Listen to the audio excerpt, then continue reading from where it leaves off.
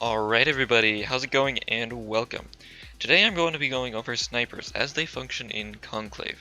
Now keep in mind, nothing in Conclave is set in stone, so if anything changes I will do my best to add annotations or even completely remake the video. To start off with, it's good to note that all snipers are going to require the mod Lie in Wait. This mod increases the damage of snipers by 60% while scoped. Snipers are balanced entirely around it, so if you're not using it, you're not getting anywhere near their full potential. The other thing is that because there are a lot of snipers, they all have different variations in how fast or easy they are to use, and this is balanced by how much damage they deal, which then determines what frames they can 2-shot and what frames you have to 3-shot or use a finisher with. This is commonly referred to as their threshold. First of all, let's start off with the one that does the most raw damage, Vectis. This sniper is extremely powerful at single-shot damage. Weighing in at 150, this is enough to guarantee a 2-shot kill up to the highest of tanks, unless they're using any plus health or plus shield mods. Vectis is unique because you never have to back off for a lengthy reload. Instead, it reloads right after every shot. This allows you to stay in the action at all times, but has the downside of being unable to shoot 2 successive shots for that fast kill. Another thing about the Vectis is that it has a combo counter that can actually be used in PvP combat. It activates only on the second shot, dealing out 1.5 times damage. This means that if you shoot one enemy, you can then switch to another enemy and do very substantial damage, only needing a little bit of a finisher to get the kill. Against light targets, that can even be a one-shot kill. You should also notice that it has a good balance between impact and puncture. For the most ideal situation, you could give it a puncture conversion that's not at max rank that puts it closer to that ratio, and also cuts down a little bit of the slash damage. This isn't a huge deal though, so personally I wouldn't bother. All of these features make it very good for free-for-all situations, but not a whole lot in more coordinated situations where you might have the chance to prepare. It's also worth noting that due to how Vectis doesn't require a finisher, you can leave your secondary slot for something else that will be effective on its own, like a Merlock, Lado, or Bronco. This allows you to have that extra bit of versatility for a weapon that might not be capable of taking on every situation. One last thing about this sniper is that it appears to have a strange issue with its accuracy. If you scope in and then fire too fast, sometimes it won't get its accuracy boost fast enough, and will throw your shots wide.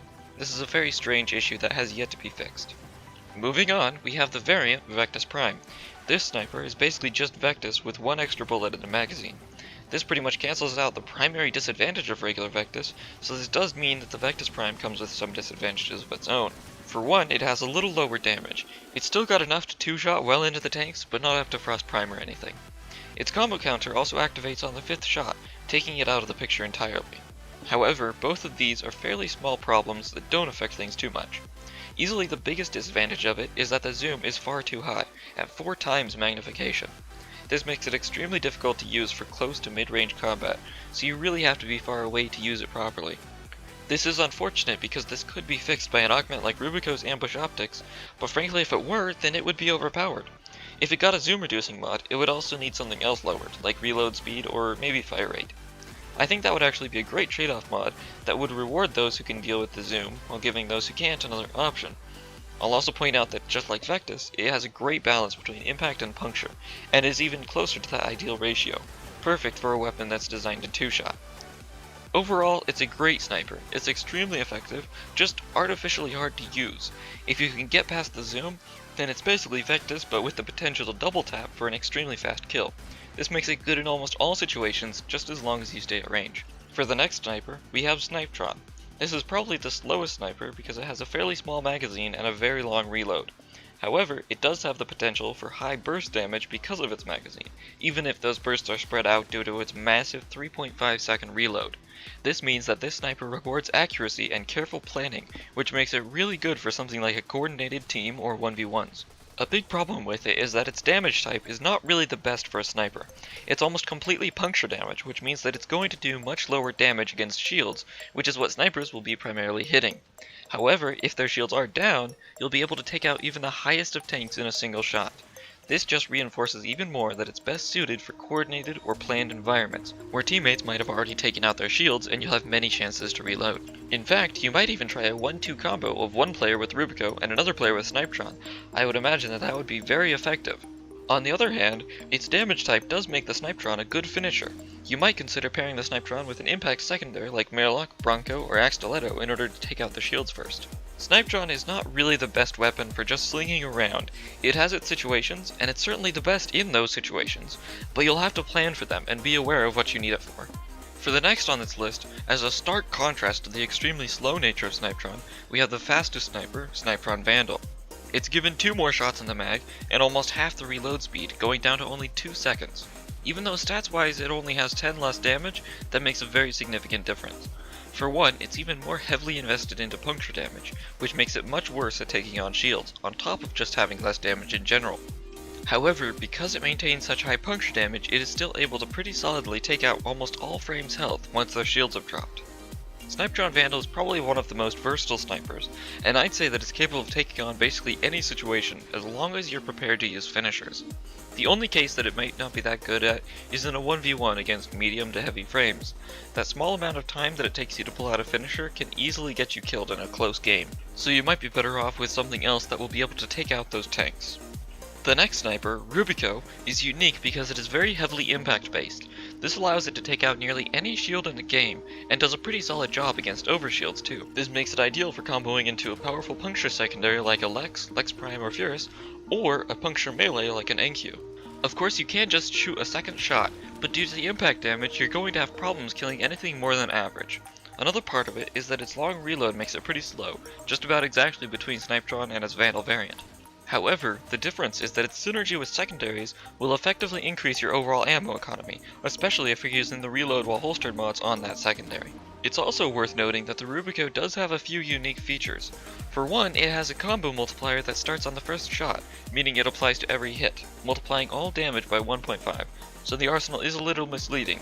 Just keep that in mind if you're comparing sniper stats. The other thing about Rubio is that it has an augment, ambush optics, that is pretty much required to make it viable. On its own, Rubio has a 5x scope zoom, which is extremely unwieldy.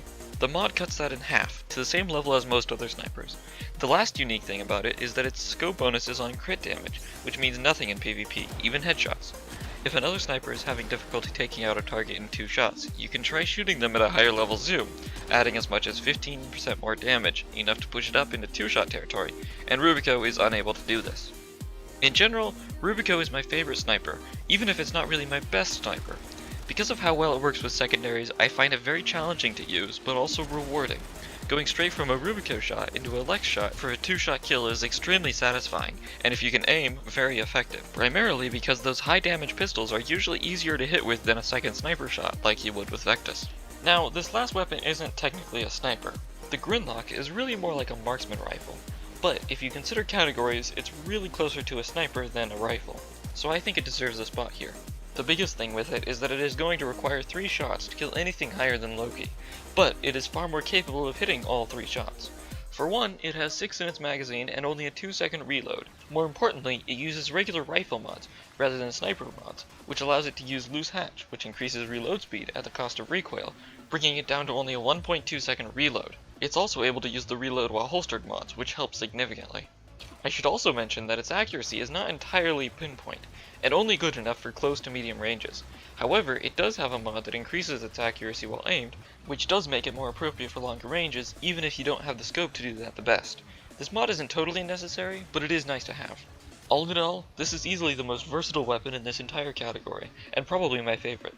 Most snipers end up being specialized, the best at one specific thing. Grinlock, however, is not the best at anything, but it can take on anything. It's great for 1v1s, great for coordinated teams, and fantastic for free-for-alls. The biggest thing about it is that it requires pinpoint aim and focus, and if you can do that, this weapon will not hold you back with frustrating reloads and small magazines. It is the true definition of being exactly as effective as the user is. So that's the last of the snipers, and I hope this helps you decide which one you should go with. I have my favorites, but frankly snipers are so balanced that I might go with any one of these based on the situation. While other categories might lean toward whatever gun has the most DPS or is the easiest to use, snipers are truly balanced for all the different situations you can encounter, and reward those who can use them effectively, both in skill and in strategy.